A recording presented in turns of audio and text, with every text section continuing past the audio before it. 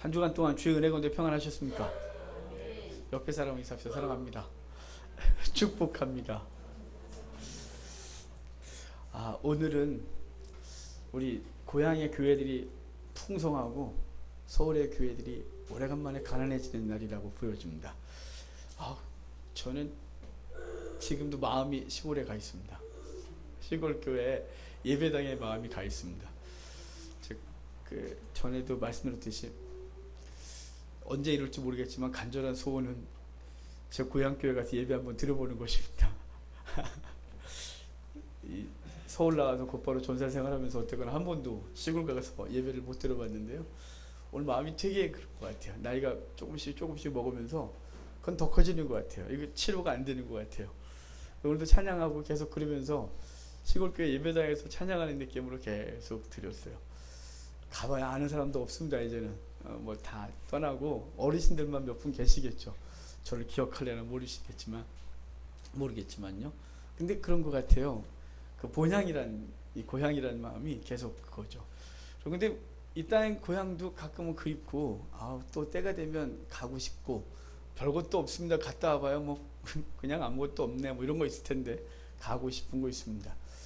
우리 본향이 하늘에 있음을 믿으시고 이런 때 명절 때 시골이나 또 아는 사람을 만나고 그러지만 정말 중요한 본향이 하늘에 있다는 사실을 기억하고 이 땅에서 그날을 주님께서 부르실 날 그날 그분 앞에 서서 기쁨으로 서로 인사하고 같이 신앙생활 했던 사람과 다시 만나고 영원히 살 날을 소망하면서 이 땅에서의 삶을 충실하게 잘 감당하는 복이 있기를 바랍니다. 오늘 제목이 있습니다. 같이 읽겠습니다. 시작. 가서 너도 이와 같이 하라. 주부엔 너도 가서 이와 같이 하라 그랬군요. 제가 항상 이렇게 오늘 우리가 잘 아는 대로 선한 사마리아인의 비유라는 제목을 갖고 있는 본문입니다. 오늘 한 율법교사가 주님께 딱 나와서 이렇게 묻습니다. 우리가 25절 봤듯이 내가 무엇을 하여야 영생을 얻으리까 이렇게 묻습니다. 지금 율법교사가 예수님께 와서 물은 건 뭐냐면 영생에 대한 질문이에요. 영생에 대해서 물으니까 주님이 뭐라고 대답하시냐면 거기 26절 같이 읽을까요?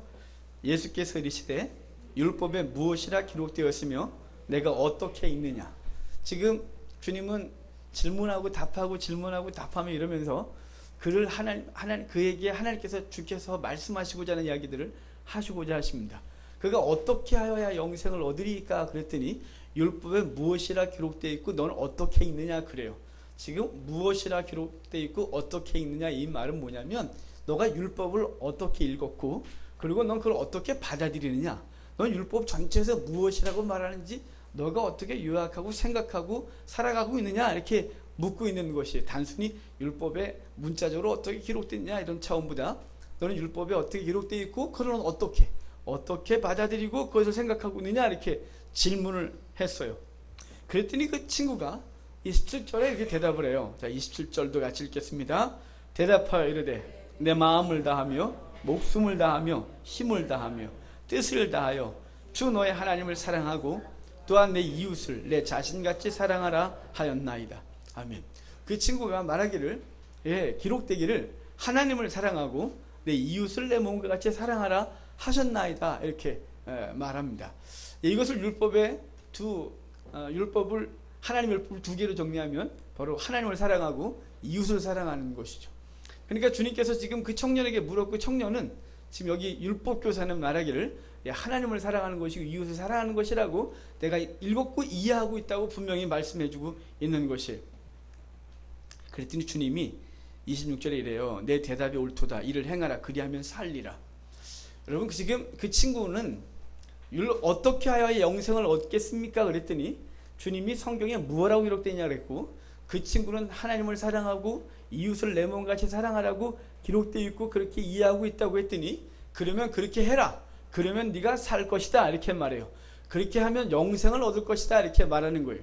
사실은 그렇게 행하면 영생을 얻는다고 했지만 행위로 영생을 얻을 사람은 아무도 없다는 사실은 성경 전체에서 얘기를 해요. 마태복음 19장에서도 이와 같은 질문을 하는 친구가 있었습니다. 그 친구는 부자 청년이다 이렇게 기록되어 있는데 그 부자 청년이 주님께 지금 예루살렘을 향하여 올라오고 계신 주님께 이렇게 물었어요. 선한 선생님, 어떻게 하여야 영생을 얻으리이까? 라고 말했고, 비슷하게 율법에 무엇이라 기록되느냐? 그는 십계명을 쭉 얘기를 했고, 가서 행하라 라고 너가 다 했다 이렇게 말하면서 무엇인가 하나 더 말씀하시는 장면이 있었습니다. 그러니까 당시 사람들은 무엇인가 행해야 영생을 얻을 것이라고 생각했다 이 말입니다. 그런데 중요한 것은 우리의 행위로는 영생을 얻을 방법이 없다는 사실이에요. 그럼에도 불구하고 주님이 그것을 행해 그러면 살 것이다 라고 말한 것은 그가 행하고 있지 못하는 것을 이야기하고 싶은 것이, 그걸 지적하고 싶은 것이에요. 여러분, 우리에게 주어진 구원은 행위로 말미암는 것이 아닙니다. 하나님께서 저와 여러분을 선택하셨고, 그리고 주의 자녀로 삼아주셨고, 영생을 선물로 주셔서 저와 여러분들이 주의 백성으로 살고 있다는 사실을 기억하시기를 바랍니다. 어떻게 하여야 라고 하는 것에 대해서 율법을 얘기한 것이에요. 성경을 가르치다 보면 사람들에게 하나님의 강권적인 은혜, 그 강력한 절대적인 은혜를 가르치다 보면 종종 질문하는 사람들이 있어요. 아니, 어떻게 그렇게 받아들일 수 있냐 이 말이죠. 어떻게 예수만 믿어서 구원받을 수 있냐? 우리가 무엇인가를 해야 하고 회개 많이 해야 되고, 회개하지 않은 것은 용서받지 못했고, 그래서 그것 때문에 지옥을 가는 것이고, 이렇게 묻는 사람들이 있어요. 여러분, 우리의 기억력의 한계는 우리가 오늘 한 것도 다 기억 못합니다. 아침에 눈을 뜨고 여기까지 오는 것을 다 낼 수 있는 사람은 아무도 없고, 특별히 그 속에서 품었던 생각을 다 기억해낼 수 있는 사람은 아무도 없습니다. 주님은 우리에게 행위로는 구원받을 수 없다는 것을 분명히 했고, 그래서 예수님이 이 땅 가운데 오셔서 죽어주셔야 했습니다. 그것을 받아들이고 내 죄가 사함받다는 사실을 믿는 것으로 영생을 얻는 것이다 이렇게 말씀하고 있는 것이죠. 그래서 지금 이 청년에게도, 청년이 어떻게 하여야라고 물으니까 율법을 말했고, 그렇게 살아, 그러면 네가 살 거야, 영생을 얻을 거야 이렇게 말씀해 주신 것입니다. 그랬더니 그 사람이 그 얘기를 듣고 고민을 하거나 그러지 않고 아주 당당하게 이렇게 말해요. 자, 29절 같이 읽겠습니다. 그 사람이 자기를, 아멘. 여기 옳게 보이려고 이래요. 아까는 와갖고 예수님 시험하려고 했었거든요. 예수님을 시험하러 오신 그 율법사가 어떻게 하여야 영생을 얻으리까 라고 했어요. 그리고 주님께서 그 율법에 대해 말씀했고, 그렇게 살아라 그랬더니 자기를 옳게 보이려고, 이 말은 뭘까요? 나 그만큼 다 했다 이 말이에요. 나 하나님을 사랑하고 이웃을 내가 사랑하고 있다 라고 말하고 있는 거예요. 그래서 옳게 보이려고 내 이웃은 누구냐 라고 말하는 거죠. 그래서 당시 유대인들이 가지고 있던 이웃의 정의를 말해주면 내가 그걸 다 행했다, 그럼 나 영생을 얻은 것이지 라고 말하고 싶었을 거예요.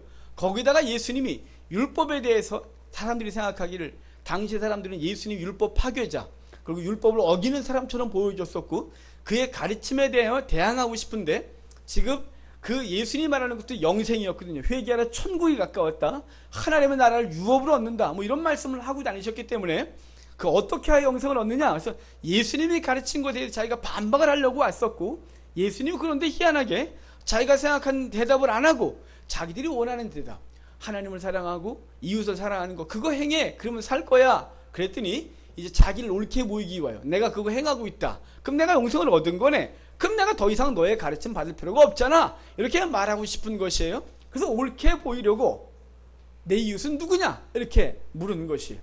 그래서 주님이 그 내 이웃이 누구인지에 대해서 알려주기 위하여 이제 우리가 잘 아는 선한 사마리아인의 비유를 말씀해주고 있는 것이에요. 근데 이 이야기가 이 사람뿐만 아니라 그 부자 청년도 그랬어요. 마태복음 19장의 부자 청년도, 그 친구도 자기가 이렇게 말해요. 주님께서 십계명을 다 지켜라 그랬더니 내가 이 모든 것을 지켰사온데 아직 무엇이 부족합니까? 이렇게 물었어요. 그러니까 당시 유대 종교에 빠져있던 특별히 율법사들, 바리새인들, 이 부자 청년을 포함한 나름 율법을 지킨다는 사람들은 자기가 영생을 그 행위로 얻었다고 확신하고 있었어요. 그래서 내가 내 이웃이 누구냐, 그리고 이제 내가 더 무엇을 하면 되겠느냐, 나 이미 다 했다 라고 물었고, 주님이 그 다음에 대답을 그들이 주님께 기대했던 대답은, 오늘따라 더 이상 더 버벅거리는데요, 대답은 뭐냐면 잘했다. 너는 이미 영생을 얻었다. 이 대답을 듣고 싶었던 거예요. 그래서 옳게 보이려고 그 부자 청년도 내가 무엇을 더 하느냐 이렇게 물었던 것이에요. 그런데 주님께서 이제 그 청년에게 이제 이웃에 대한 정의를 내려주고 있는 것입니다. 여기 세 부류가 나옵니다. 거기 먼저 30절에 첫 번째 부류가 나와요. 같이 읽을까요? 30절, 31절까지. 예수께서 대답하여 이르시되 어떤 사람이 예루살렘에서 강도를 만나매 강도들이 그 옷을 벗기고 때려 거의 죽은 것을 버리고 갔더라. 마침 한 제사장이 그 길로 내려가다가 그를 보고 피하여 지나가고. 아멘. 여기 지금 한 가지 상황을 얘기하세요. 어떤 사람이 예루살렘에서 여리고로 내려가다가 강도를 만났대요. 예루살렘은 해발 800m 정도 높이에 있고 여리고는 해저 300의 높이에 있어요. 그러니까 예루살렘과 여리고의 높이는 1100m의 높이를 갖고 있는 거예요. 고도차를. 거기다가 예루살렘에서 여리고까지 가려면 약 30여 킬로를 걸어가야 되는데 급경사를 쫙 하고 내려가는 거예요. 그 길을 가다가 강도를 종종 만났어요. 그래서 강도를 만나 이런 사건이 자주 벌어졌는데 예수님은 전혀 없었던 이야기를 해주는 게 아니라 그 종종 벌어졌던 상황에 대하여 그런 상황이 있었다고 이야기를 해주고 있는 거죠. 아주 평범했던 사건이에요. 그래서 그런 강도 만난 사람 얘기를 하면서 한 제사장이 예루살렘에서 여리고로 내려가다가 그 거반 죽게 되어 있는, 그래서 강도들이 거반 때려 죽여갖고 죽은 줄 알고 버리고 갔는데 제사장이 지나가다가 그냥 지나쳐 피하여 갔다 이렇게 말하고 있는 거예요.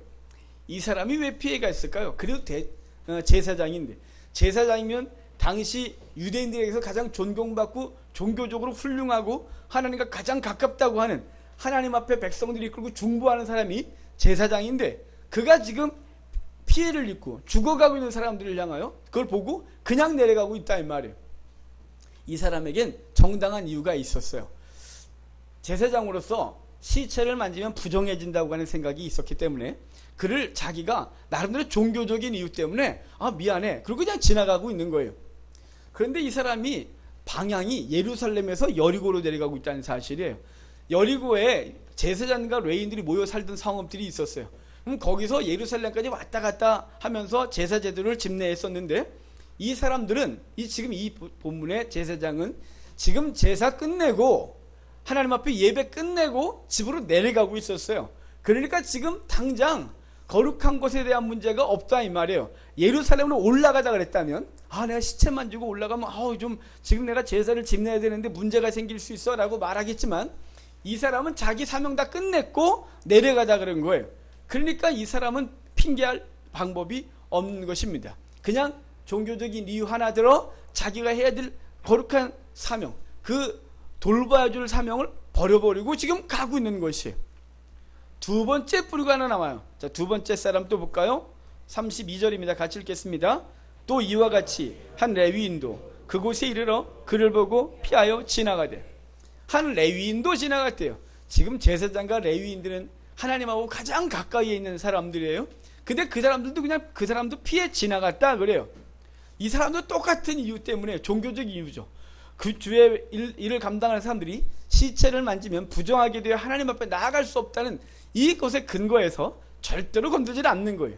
근데 이것도 핑계할 수 없는 건 유대인의 종교 제도에 보면 정결수라는 것이 있어요. 그러니까 제사장이나 레위인들은 하나님 앞에 예배를 들어가기 전에, 그러니까 제사를 집례하기 전에 반드시 뭘 뿌렸냐면 정결케 하는 물을 뿌려 자기가 혹시나 모르는 상황에서 부정하게 되었을 것을, 그러니까 뭐 시체를 만졌었거나 부정한 것을 만졌거나 이렇게 부정하게 자기가 됐는지도 모르는 상황에 부정하게 된 그런 상황을 전제하고 하나님 앞에 나가기 전 무조건 정결수를 뿌리고 나갔어요. 그러니까 그도 핑계할 수 없는 거예요. 그냥 이 사람을 돌보는 것에 대한 부담감이 있을 뿐이에요. 그것을 종교적인 이유로 다 숨기고 있는 것이죠. 그래서 그는 피하여 지나갔다 이렇게 말하는 거예요. 우리가 어려움 당한 이웃들을 피하는 이유가 여러 가지예요. 난 아직 형편이 안 돼. 나 지금 바쁘거든.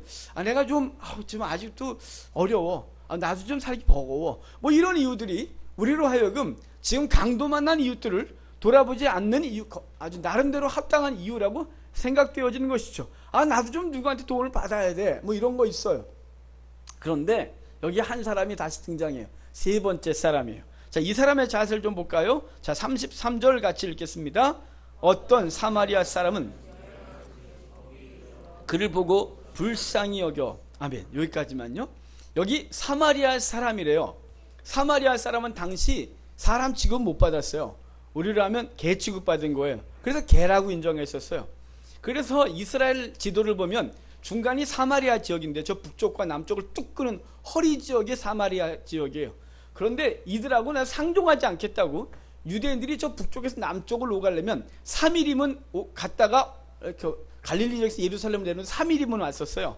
그런데 그들이 사마리아 사람하고는 얼굴도 옷깃도 스치지 않겠다는 것 때문에 그 갈릴리에서 요단강 건너 지금 요르단 땅으로 건너갔다가 지금 쭉 요르단 아래로 와서 여리고로 다시 건너 들어왔어요. 6일이 걸렸어요.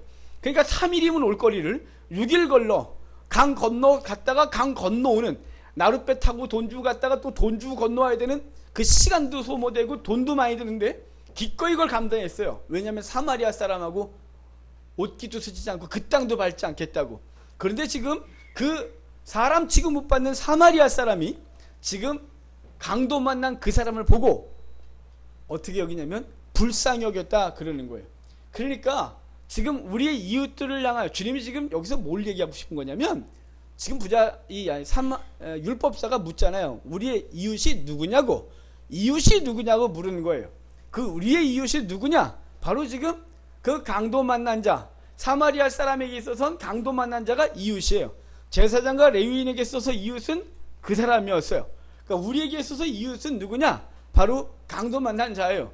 우리 주변에 강도 만난 자들이 아주 많아요. 지금 삶이 무너져 있는 사람, 사업을 하다 무너져 있는 사람, 가정이 무너져 있는 사람, 질병으로 힘들어하는 사람, 이 모든 것들이 뭐냐면 모든 사람들이 무슨 부르냐? 바로 강도 만난 사람이에요. 누구는 그러고 싶어서 그랬을까요? 누구는 어릴 때부터 살면서 자기 어린 아이들에게 너 꿈이 뭐니? 거지요. 이런 사람이 있을까요? 너 꿈은 뭐니? 저는 침상에 누워서 죽을 때까지 아픈 거예요. 이런 사람은 아무도 없습니다. 꿈이 뭐니? 그러면 옛날에 다 대통령, 장군 막 이랬어요. 그러니까 옛날엔 다 그랬어요. 뭐 법관, 의사. 요즘은 꿈이 뭐니? 그러면 사장. 꿈이 뭐니? 돈 많이 버는 거예요. 뭐 이렇게 요즘은 많이 그래졌지만 여러분 다 그렇게 꿈이에요. 그렇게 살길 바래요. 그런데 그렇게 되냐 이 말이에요. 몇 명이나 사업에 성공하고 몇 명이나 그 높은 지위에 오르고 몇 명이나 건강한 육체를 갖고 죽을 때까지 안 아프고 사느냐 이 말이에요. 우리도 모르는 사이 내가 기대하지 않았던 시간에 그리고 내가 여행하는 중에 갑자기 강도를 만나 우리의 삶이 무너지는 거예요. 경제가 무너지고 삶이 무너지고 가정이 무너지고 육체가 무너지고 그 무너져 있을 때 그때 우리의 그 사람들의 이웃이 누구가 되어야 되냐면 아직 무너지지 않은 그 누군가가 이웃이 되어줘야 하는데 그 기본이 뭐냐면 불쌍히 여김이라 이 말이에요. 주님이 우리를 향해 이 땅에 오신 목적이 뭐냐면 그 근본적인 이유가 뭐냐면 불쌍히 여기심이에요. 주님께서 하늘 보좌 버리시고 이 땅 가운데 종의 형체를 가져 이 하나님께 주까지 충성을 하시고 그리고 울려 죽으시고 다시 오시는 그 이후에 가장 밑바탕에 뭐가 있냐면 우리를 불쌍히 여기시는 거예요. 죄 가운데 죽은 우리들을 향하여 살리시고자 하는 그분의 불쌍함에 그분이 그 불쌍한 마음을 품은 것이 사랑의 시작이었고 그리고 저와 여러분을 살리신 것이다 이 말입니다. 그러므로 이 시대에 우리에게 요구되는 우리의 이웃이 누구입니까? 라고 하는 그것에서 요구되는 마음은 뭐냐면 불쌍히 여김이에요.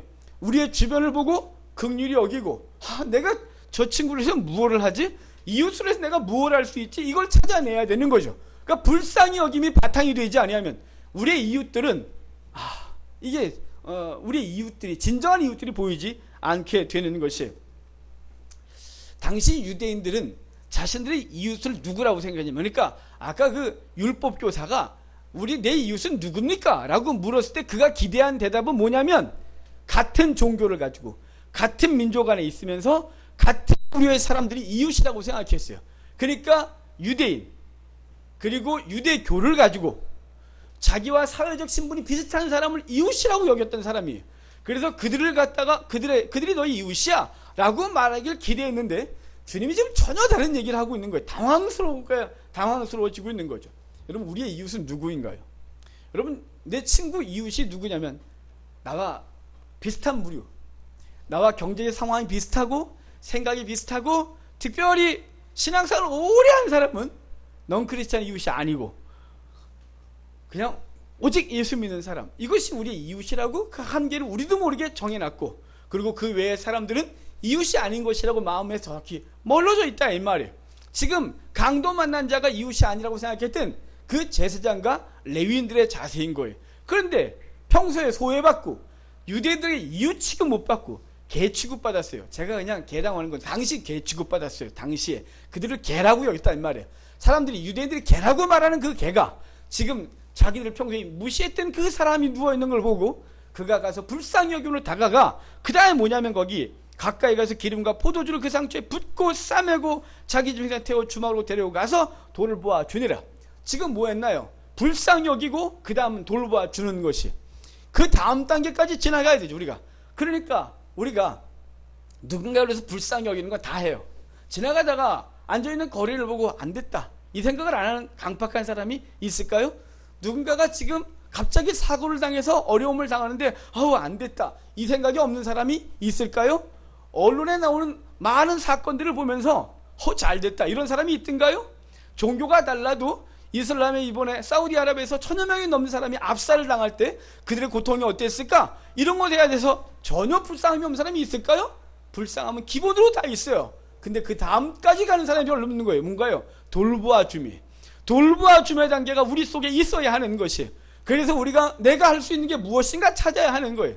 우리 복음성가에 그런 노래 있다 그랬잖아요. 사랑을 받지 않아도 될 만큼 부자도 없고 사랑을 줄 수 없을 만큼 가난한 자도 없다. 이런 가사가 있어요. 누가 작곡했는지 그 가사 무지하게 훌륭한 것 같아요. 여러분, 우리는 누군가에게 사랑을 받지 않아도 될 만큼 부자가 없어요. 그래서 누군가가 사랑을 해줘야 우리도 살아갈 힘이 생기고 용기도 생기고 능력이 생기는 거예요.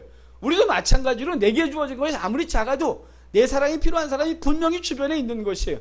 그것이 작은 것 하나라도 나누고 그리고 그들을 돌봐줄 힘이 우리 가운데 있다 이 말이에요. 나는 없어요. 난 아무것도 없어요. 아니 있어요.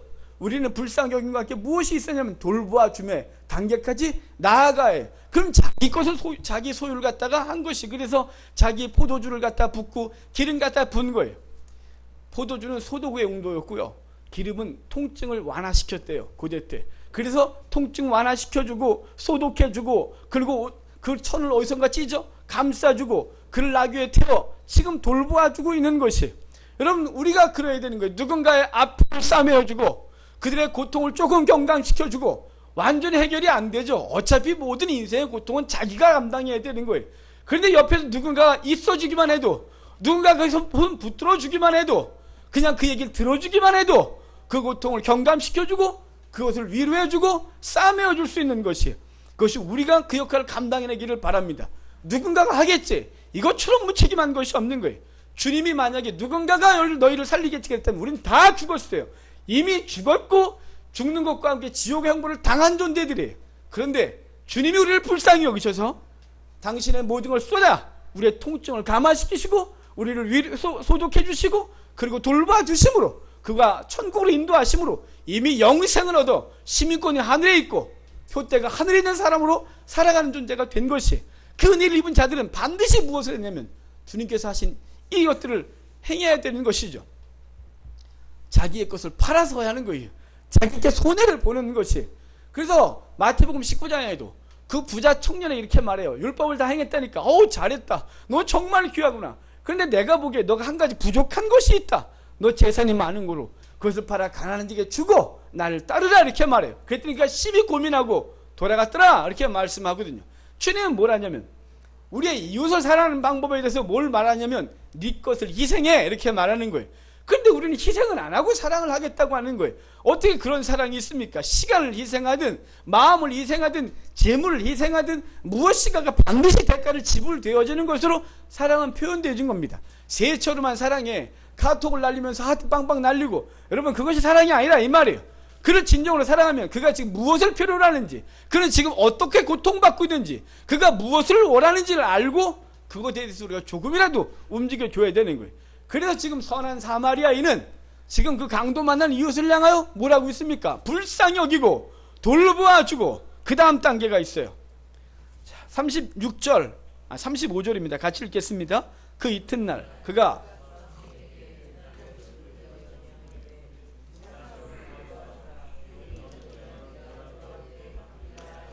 아멘. 거기 지금 이 사람은 여행 중에 있어서, 그리고 자기 해야 될 일이 있으니까 지금 여기 머물러 있을 수가 없어요. 그래서 그가 어떻게 합니까?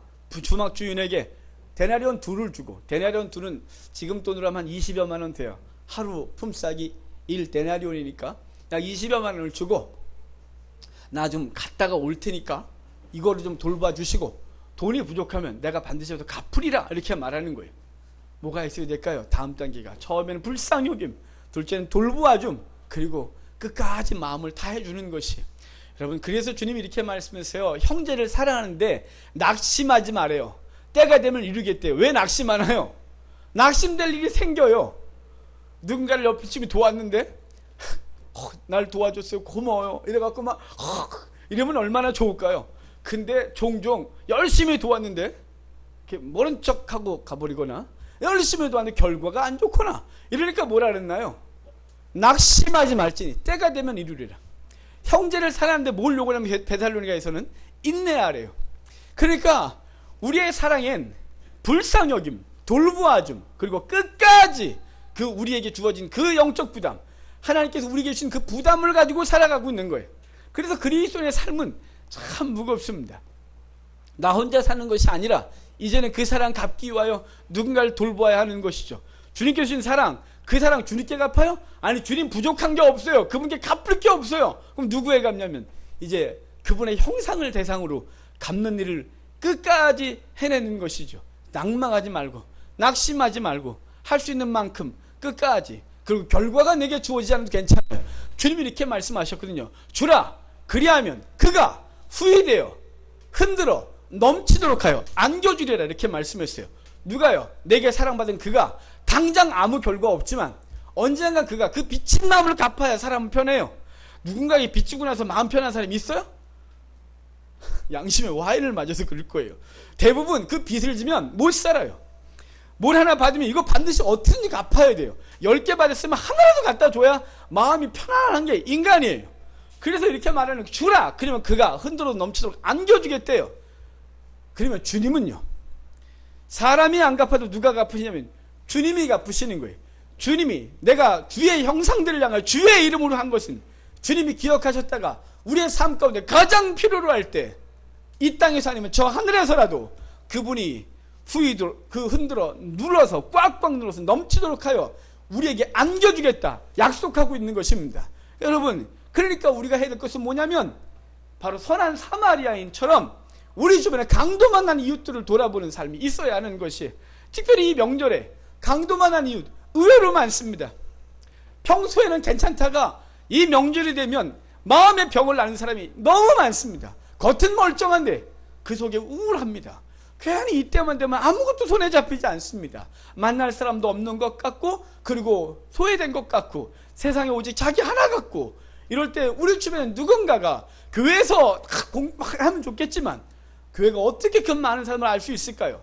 주님은 한 사람 한 사람이 하나님의 형상으로, 형상으로 살아가고 있고, 이제 우리를 통하여 보게 하시는 그 사람을 향하여 이번 교회에 그 강도만한 이웃이라고 여겨지는 내 친구, 내 주변 사람에게 다가가 불쌍히 여기고 돌보아주고, 그리고 끝까지 책임을 지는 마음으로 그와 함께하는 이 기간들이 되기를 바랍니다. 이렇게 해놓고 주님이 이 비유를 해놓고 주님이 이렇게 물으세요. 36절 같이 읽겠습니다. 내 생각에는. 여러분, 지금 이 사람이 대답하고 싶지 않아요. 이 질문에. 이 세 사람 중에 강도 만난 자 이웃이 누구냐? 라고 했을 때 이 사람은 집으로 선한 사마리아인이요, 이렇게 말해야 돼요. 평소에 개 취급했는데, 사람 취급 안 했는데, 상종하지 않았던 그 사람을 그가 선한 이웃이에요, 이렇게 말해야 되는 거예요. 그래서 얘는 대답 못하고 뭐라 그랬냐면 자비를 베푼 자니이다. 아주 교묘하게 말하잖아요. 끝까지 이 세 치어로 사마리아인 요 말하고 싶지 않은 거예요. 자비를 베푼 자다, 이렇게 말하는 것이죠. 그러니까 여러분, 주님께서 우리에게 물어요. 누가 이웃이냐? 거룩한 사람? 목사요? 장로요? 교회 다니는 사람이요? 아니, 이웃 아니야. 그 사람은 누가 이웃이냐? 자비를 베푼 자라고 말씀해 주고 있는 거예요. 여러분, 이 시대에 우리 민족은 한국교회가 이웃이 되주길 바라고 있습니다. 우리 70년대 80년대 한국교회가 어마어마한 붕을 이루고 사람들이 교회로 막 몰려왔던 이유는 교회가 그들의 이웃이 되어줬었습니다. 교회가 소외받는 자들 앞에 섰었습니다. 교회는 데모하는 자리에 그 앞에 서서 같이 도래 맞아줬습니다. 교회는 소외받는 사람들과 함께 울어줬습니다. 교회는 가난한 자를 찾아다니면서 그들과 함께 있었습니다. 근데 어느 날부터 한국교회가 부욕해 되면서 가난한 자들은 우리의 이웃이 아닙니다. 부담되는 존재일 뿐이었습니다. 그를 만지는 순간, 그에게 관심을 갖는 순간 교회는 힘이 들어졌습니다. 더 이상 그들은 이웃이 아닙니다. 우리의 이웃은 누구냐? 성공한 사람, 더 많은 사람, 이 사람들이 우리의 이웃이 됐고 그들만 있어도 충분했습니다. 하나님 우리에게 요구하는 건 뭐냐면, 네의 이웃이 누구니? 한국교회 이웃이 누구니? 너의 성도, 목사, 너의 이웃은 누구니? 오늘 우리에게 물을 것입니다. 그러면 우리는 대답해야 됩니다. 도망갈 방법이 없습니다. 이렇게 말해야 됩니다. 자비를 베푼 자니이다. 그럼 주님이 뭐라고 말씀하시니 그 다음 거 볼까요? 37절입니다. 이르시되 자비를 베푼 자니이다. 예수께서 이르시되 가서 너도 이와 같이 하라. 아멘. 주님께서 말씀하신 것은 뭐냐면, 가서 너도 이와 같이 해. 주님께서 말씀하신 거예요. 부자 청년에 그랬잖아요. 넌 재물을 다 팔아 가난하지게 나를 나눠주고 나를 따라. 이렇게 말씀해 줬어요. 여러분, 우리 평생 이렇게 살아야 합니다. 주님께서 우리의 이웃이 되주셨습니다.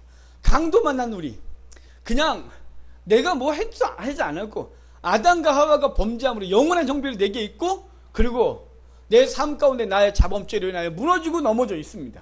그래서 답답합니다. 어떻게 할 바를 모르겠습니다. 근데 주님이 자비를 베푸셔서 사랑으로 다가오셔서 우리의 생명을 건져주셨습니다. 이제 우리가 죽는 날까지 그 사랑 인식하고 우리가 할 수 있는 만큼의 삶들을 감당해내야 할 것입니다. 분명히 우리 가운데 불쌍한 마음을 주시는 대상이 있습니다. 우리가 지금 당장 생각이 안 나더라도, 아니 지금 났다면 하나님께서 그 사람에게, 그 사람 번뜩 생각나게 했다면 주저하지 마십시오. 내일, 다음에, 여러분 그러지 마십시오. 오늘 주어졌다면 그 사람을 향하여 이제 불쌍히 여기고 돌보아주고, 그리고 끝까지 나름대로 같이 하겠다는 마음으로 오늘 사랑을 실천하셔서 오늘 주님이 찾으시는 이웃 되시기를 바랍니다. 지금 사마리아인은 내 이웃이 누구냐고 물었습니다. 근데 주님이 이렇게 말해요. 네가 이웃 되라고. 네가. 우리는 내 이웃이 누굽니까? 누가 날 도와줄까요? 누가 나에게 사랑을 베푸는, 누가 나하고 함께 갈 사람일까 묻는데 주님이 말씀하시는 게 네가 가서 해줘. 네가 라고 말씀해 줬어요. 여러분, 누가 나한테 안 해줬다고 시험 들지 마시고 이번 기회는 내가 이웃이 되라고 하시는구나 라고 여기고, 이번 기간을, 이 명절의 기간을 여러분들 나름 힘들고 어렵겠지만 그래도 사랑하시고 나누어 주시고, 그래서 이 선한 사마리아인처럼 주님이 우리의 이웃 되신 것처럼 친구 되시고, 그리고 우리 안에 거하시는 것처럼 우리도 그들과 함께 거하는 이번 기간 되기를 주님 축복합니다.